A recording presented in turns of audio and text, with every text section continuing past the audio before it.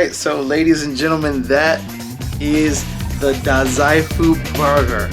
So it is a chicken sandwich you can buy in Dazaifu in Fukuoka.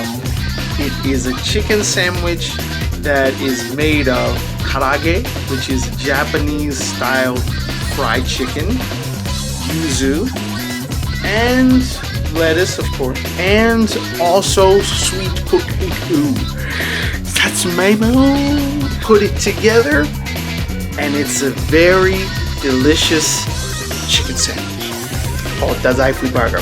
There are other versions of this burger as well. You can check out the menu when you go. I highly recommend taking a vacation in Dazaifu, Fukuoka, Japan. Let's get it. If you like what you saw, please like, comment, and subscribe. Alright, this is your boy Dorian Andrews with another episode of Dorio TV. Signing out, deuce.